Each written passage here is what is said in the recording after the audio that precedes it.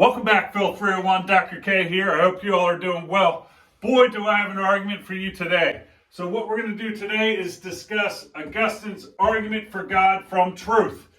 Now, it's a big argument. It spans pages 33 to 59 of your book, but you want to pay special attention to pages 40 to 41 and 54 to 59.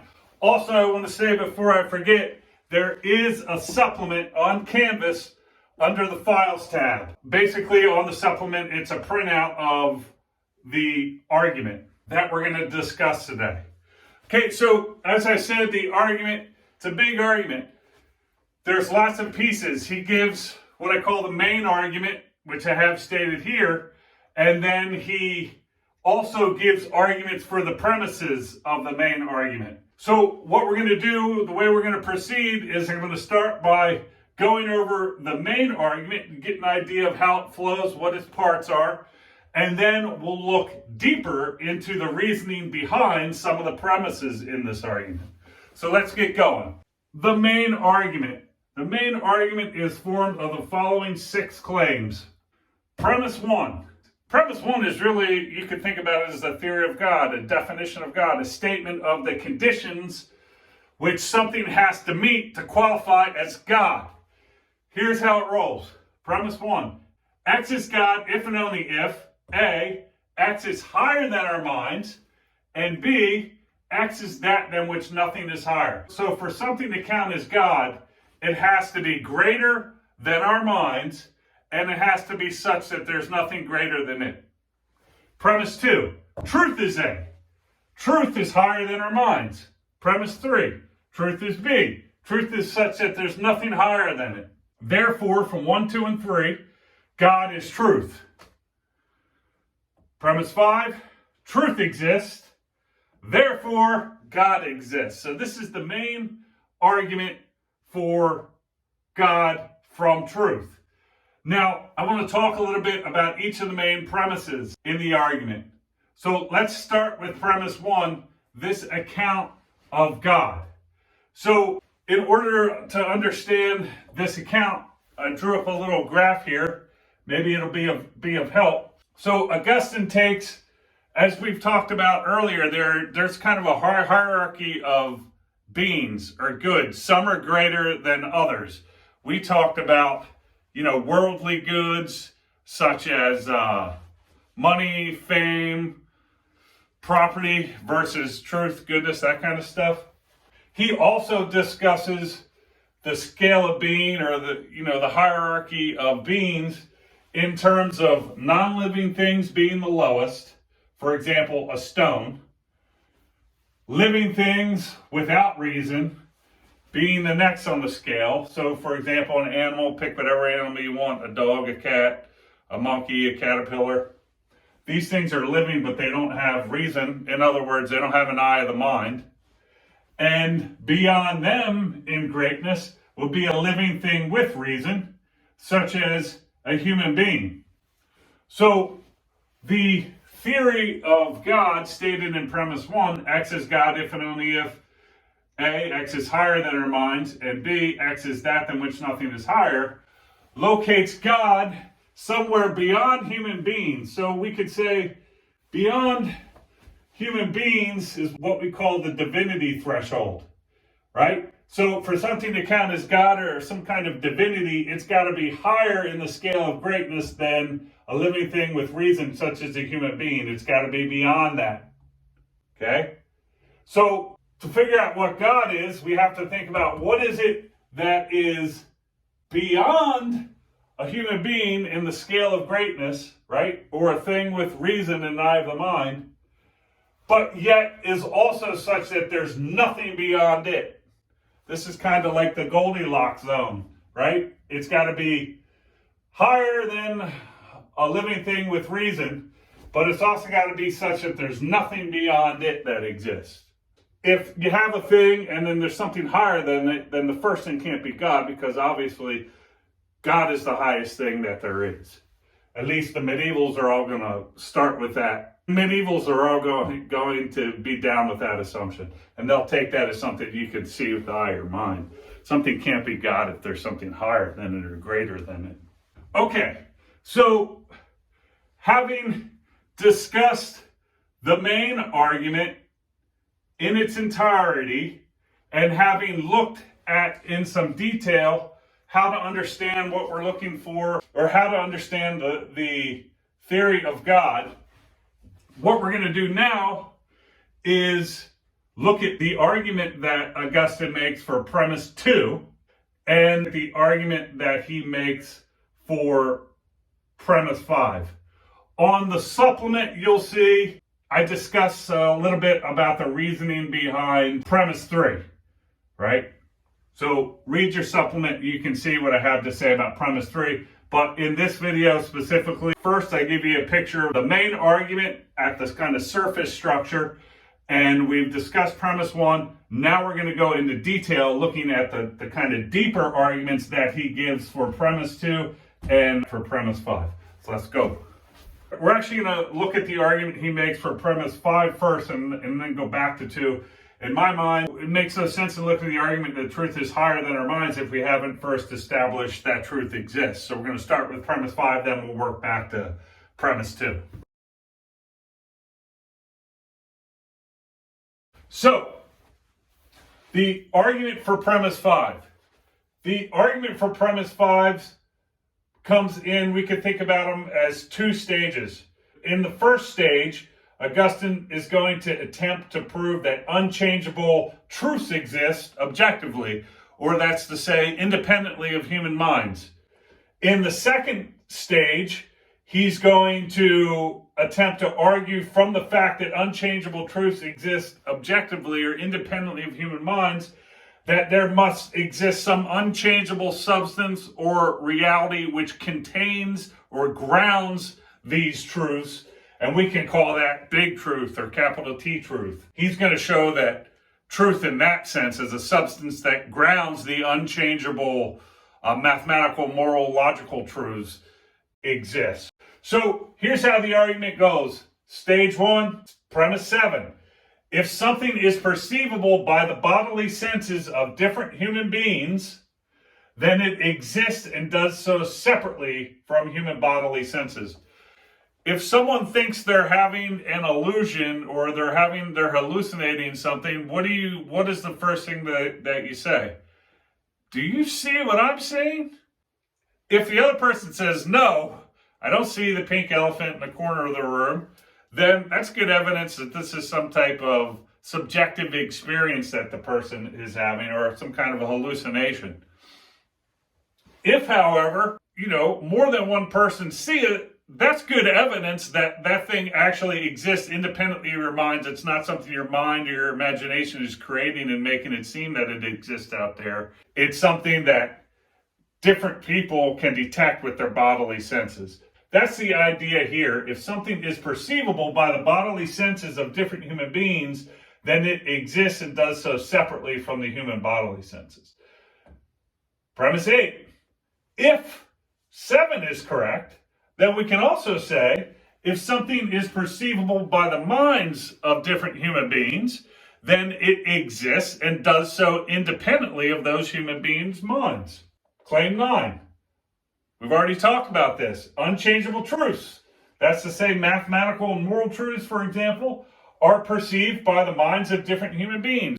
Different minds can detect the truth that 2 plus 2 equals 4. Different minds can detect the truth that justice is better than injustice, etc. So, by this reasoning, it follows in 10 that unchangeable truths exist independently of human minds, or another word when we talk about something that exists independently of human minds is objectively, right? So we could say that unchangeable truths such as mathematical and moral truths exist independently of human minds or objectively. So that's stage 1. It's a proof for the existence of unchangeable truths that exist independently of human minds. Let's move on to stage 2. In stage 2, what Augustine's going to do is show that a container or substance which grounds all the unchangeable truths must exist, and we'll call that truth itself, right? So here's how it works. Again, it's based on the claim in the first stage. So stage 2, claim 10 again. Unchangeable truths exist independently of human minds. We just looked at the proof for that in stage 1. Premise 11. These truths must exist or be contained in something. What are they, just out there, ungrounded, with no reality from which they come?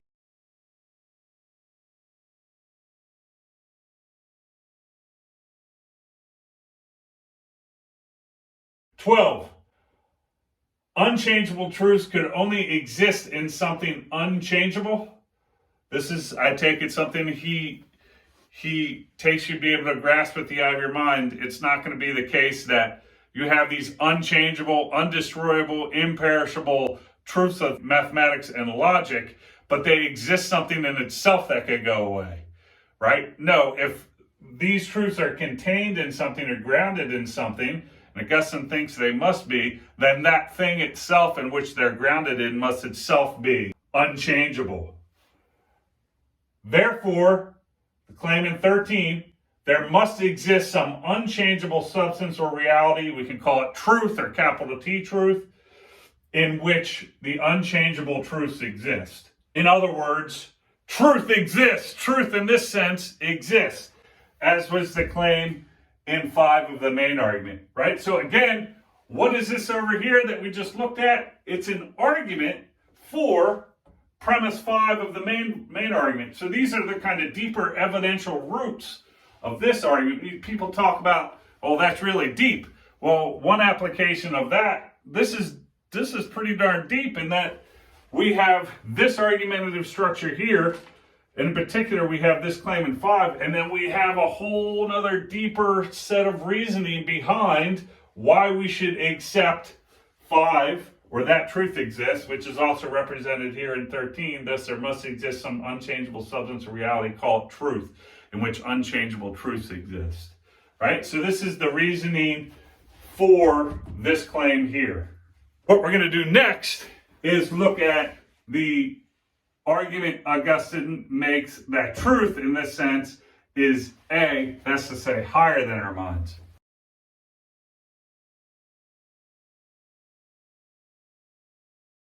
Okay, so we've looked at the main argument for truth.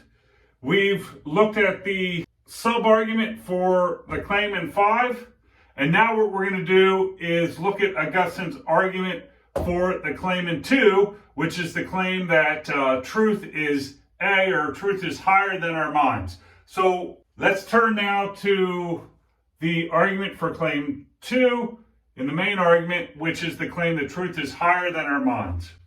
So the argument for premise 2, if you've taken logic, it has the form of a disjunctive syllogism, in the sense that we have options to think about truth's relation to our minds. It's either inferior, equal, or superior to our minds. And then what Augustine is going to do is he's going to eliminate 2 of those options and be left with only one. That's the way the argument in a gist works, right? So the main part of the argument goes in 14, truth is either inferior, equal, or superior to our minds. 15, but truth is not inferior to our minds. It's not lower than our minds. 16, it's not equal to our minds. Therefore, 17, by elimination, truth is superior to our minds. Now, the questions I hope you're asking yourself is, well, why think truth is not inferior to our minds? And why think truth is not equal to our minds? What are the bases on which he eliminates the possibilities of inferiority or equality, and then by eliminations lands on truth being superior to our minds? Well, he's got the argument for it. Let's turn to that now. So here's the argument for 15, that truth is not inferior to our minds. This is why he thinks truth is not inferior to our minds. He says in 18, if truth was inferior to our minds, we would be the judges of it, rather than being bound to judge in accord with truth. We, Augustine thinks, do not determine morality, mathematics, logic. Rather, there are these truths out there, and our minds, if they're going to operate correctly, are bound to judge in accordance with those principles. So 18, if truth was inferior to our minds, we would be the judges of it rather than being bound to judge in accord with it. 19, but truth is not judged by us, right? We don't determine what the truth is. We don't say the truth should be something else. The truth is what it is, and we are bound to judge in accord with it. Therefore, the truth is not inferior to our minds. It is something to which our minds are subject to. It is not something that has to be subject to our minds. The truth is what it is, and our minds can get on board with that and be correct, or they can fail to do that and have an incorrect account of the way that things are. So that's the argument for 15 as to why truth is not inferior to our minds. Now let's turn to the argument for 16. Remember, 16 is the claim that truth is not equal to our minds. So what does Augustine say? Well, our minds are changeable. 21, our minds are changeable. 22, if truth was equal to our minds, it would be changeable too. 23, but truth is unchangeable. Remember, we had the argument for that when we looked at the argument for premise 5. Therefore, truth is not equal to our minds. So our minds can change. Sometimes we can see the truth better than the other. But remember, the truth is unchangeable because the truths that it contains are unchangeable. And there's got to be something unchangeable that's the source or ground of the reality of the unchangeable truths. There couldn't be some changeable substance which grounds the reality of unchangeable truths. Therefore, the truth is not equal to our minds. So again, in the main part of the argument, Augustine says it's either inferior to, equal to, or superior to our minds. It's not inferior. We get the argument for that here. It's not equal to our minds. We get the argument for it here. By elimination, we get thus truth is superior to our minds, which is exactly what's expressed in 2 of the main argument. Thus truth is A, where A equals something that's higher than our minds. So what we've just discussed here is the proof for 2 of the main argument. So what we've discussed in this lecture is Augustine's argument for God from truth. As with all the arguments we discuss, I want you to think critically and creatively for yourself about them. So I want you to ask, is the reasoning good? Do the premises that Augustine advances add up to the conclusions that he seeks to draw? Are the premises true? These are the questions where no matter what argument you consider throughout this semester, you should always be asking yourself. Yes, I want you to learn the arguments of these great philosophers, but I also want you to think for yourself about whether the arguments are convincing, and if not, why not, or how the argument could be fixed, or what needs to be added or further explained to make it more convincing. So in this video, we discussed Augustine's argument for God from truth. Again, there's a supplement in which all these premises are laid out in Canvas under the files, and there's even more on the supplement that I was able to consider in the video. This concludes our discussion of Augustine. What we're going to do in the next video is begin our discussion of Boethius. I've posted a brief bio about Boethius on Canvas, again under the Files tab. And I'm also going to make a video about his work, The Consolation of Philosophy, which lays out the main content of each of the books that we're going to focus on in our discussion. I'll see you in the next video.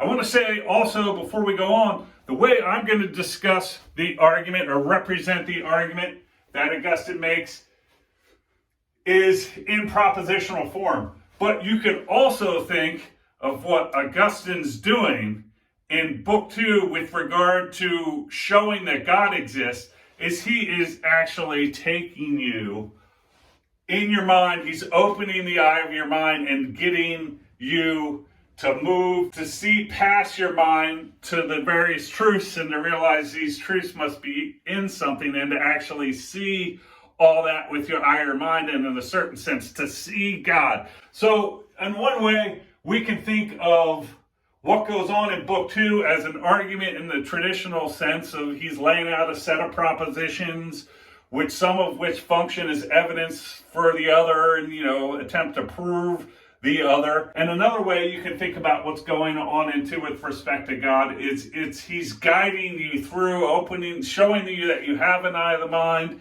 getting you to start seeing with it, and eventually bringing you into seeing in quotes, through intellectual perception, through the eye of your mind, God, right? So there's different ways one could look at this. Given that I'm not prepared to take you on a guided meditation, maybe in a future video I could try something like that, but now I'm going to represent the argument propositionally. I just want you to know and be aware that that's another way you could think about what's going on in book 2 with respect to showing God, or with respect to proving God. We don't have to think about it propositionally as what he's doing is advancing this structure of different claims and evidential relationships. We can think about it as he's essentially showing you that you have an eye of the mind, giving you some facility with looking around with it, till he eventually directs you to look at God itself, and in that way you come to know that God exists. Dr. K out.